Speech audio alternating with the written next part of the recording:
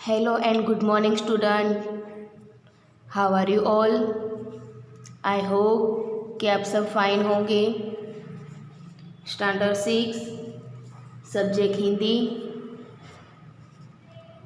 Welcome to James International school.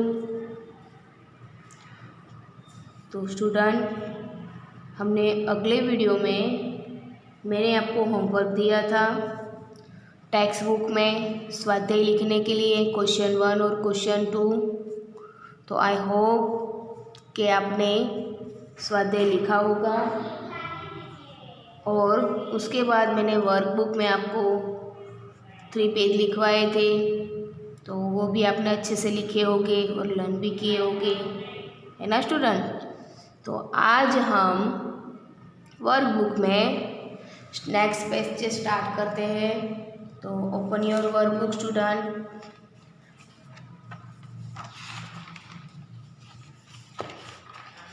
हमने page number 7 तक लिखा था।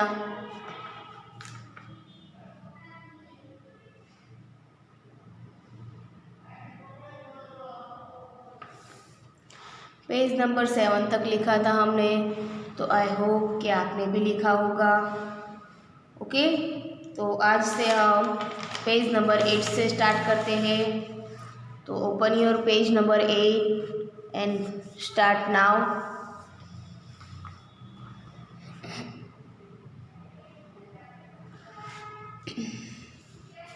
क्वेश्चन नंबर 7,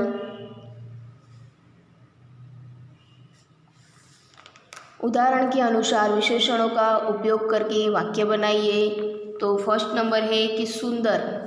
तो सुंदर में क्या है, में सेंटेंस बनाने हैं कि भाई सुंदर चित्र सबको अच्छा लगता है। उसके बाद है 4, गाय के 4 पैर होते हैं। उसका भाई विदेश गया। थोड़ा, मुझे थोड़ा पानी चाहिए। लाल, दीदी को लाल गुलाब पसंद है। तीसरा कमरा खाली था। 15, एक पक्ष में 15 दिन होते हैं। ओके स्टूडेंट, आई होप कि आपने लिखा होगा। क्वेश्चन नंबर 8, संयुक्त अक्षर के शब्द बनाकर वाक्य में प्रयोग कीजिए। तो जैसे कि च है बराबर, तो कच्चा शब्द क्या बनता है, कच्चा। यह आम कच्चा है। कुत्ता वफादार जानवर है। अन्न खेत में पैदा होता है। बुद्ध, यह भगवान बुद्ध की मूर्ति है। विज्ञान, यह विज्ञान पुरुष है। विश्व, यहाँ पे आएगा विश्व।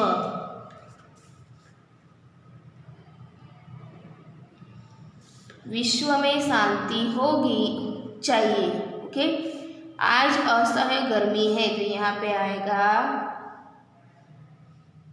असह्य। ओके, फिर पद्म, उसके चरण पद्म जैसे है। क्वेश्चन नंबर 9, निम्नलिखित काव्य पंक्तियों का भावार्थ लिखिए। तो हमें लिखना है कि 1 नंबर, बेर होना किसी का किसी से, भावना मन में बदले की होना। हम में किसी की किसी से दुश्मनी न हो, और कभी हो जाए तो हमारे मन में उसका बदला लेने की भावना पैदा न हो। Okay student. 2 नंबर, अपनी करुणा का जल तू बहा के, कर दे पावन हर एक मन का कोना। तो हे ईश्वर, तू अपनी करुणा का जल बहाकर हम सबके मन का हर कोना पवित्र कर दे। ओके, उसके बाद हम क्वेश्चन नंबर 10 देखते हैं। क्वेश्चन नंबर 10 में क्या है कि निम्नलिखित परिच्छेद मातृभाषा का में अनुवाद कीजिए। तो हमें इंग्लिश में ट्रांसलेशन करना है। तो हम पहले हिंदी पढ़ के सुनाते हैं। एक चिड़िया पेड़ पर रहती थी, उसका घोंसला पेड़ पर था। घोंसले में उसके 3 बच्चे थे। वह अपने बच्चों के साथ रहती थी। एक दिन एक शिकारी वहाँ आया। वह चिड़िया को मारना चाहता था। चिड़िया ने बच्चों को घोंसले में सिर नीचा कर बैठने को कहा। वह खुद वहाँ से उड़ गई और पत्तों में छिपकर बैठ गई। शिकारी चिड़िया को न देखकर वहाँ से चला गया। तो हमें इंग्लिश ट्रांसलेशन करना है स्टूडेंट। तो लिखिए आप, अ sparrow lived in a tree. Its nest was on the tree. It had 3 young ones. It lived with its young ones there. One day a hunter came. There he wanted to kill the sparrow.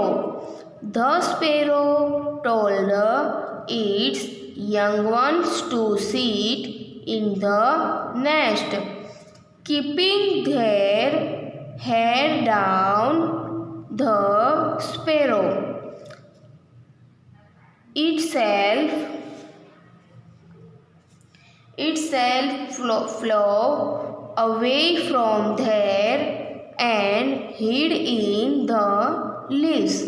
The hunter did not see the sparrow. Okay, उसके बाद हम question number 11 omit करना है, 2 number भी omit करना है। Page number 10, turn your page student.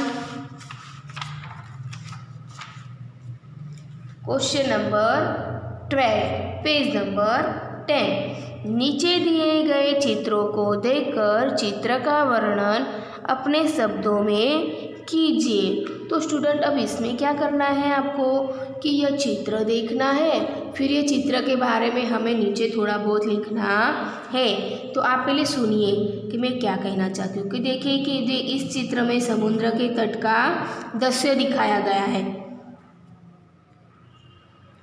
यह किसका चित्र है? तो यह समुद्र किनारा है कि नदी है? क्या दिख रहा है आपको? समुद्र किनारा है।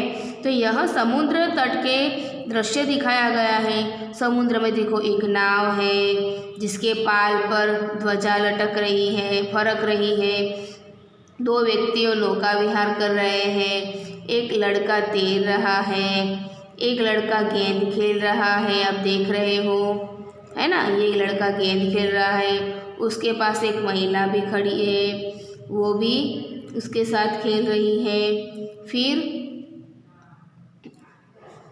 एक लड़की है, उसके हाथ में थैली लिए वो घूम रही है। 2 लड़के रेत में खेल रहे हैं और रेत से घरौंदे बना रहे हैं। फिर उसके बाद क्या है, एक गुब्बारे वाला है, वो गुब्बारे बेच रहा है। वो लड़की है, उसके साथ फूंक मार के गुब्बारे में हवा भर रही है ना स्टूडेंट?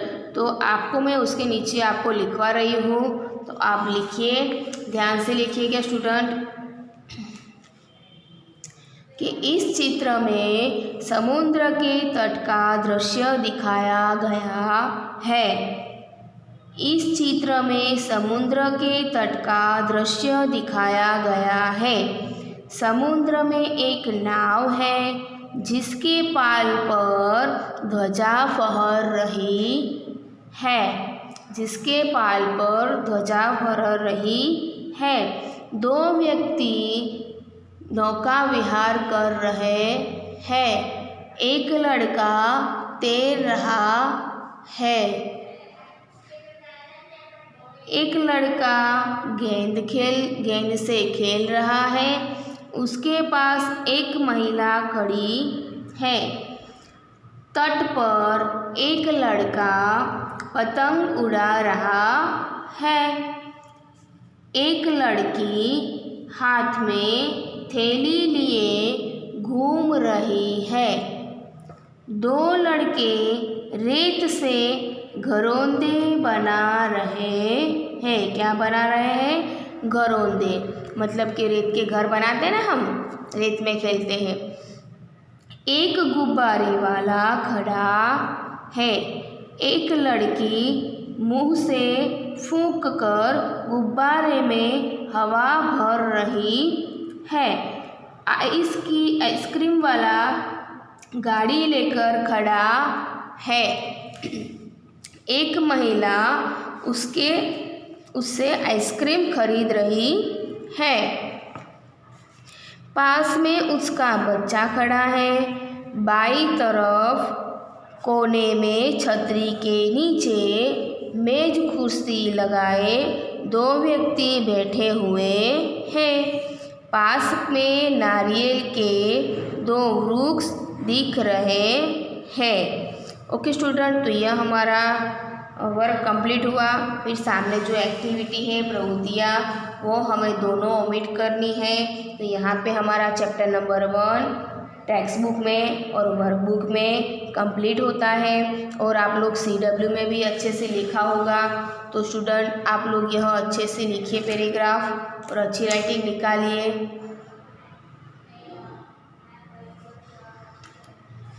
ओके, तो आई होप कि आपने CW में भी अच्छे से लिखा होगा आपने स्वाध्याय और शब्दार्थ। अब हम नेक्स्ट वीडियो में चैप्टर 2 स्टार्ट करेंगे। ओके स्टूडेंट, तो अच्छे से लर्न करिए और अच्छे से लिखिए। Stay home, stay health. Thank you student.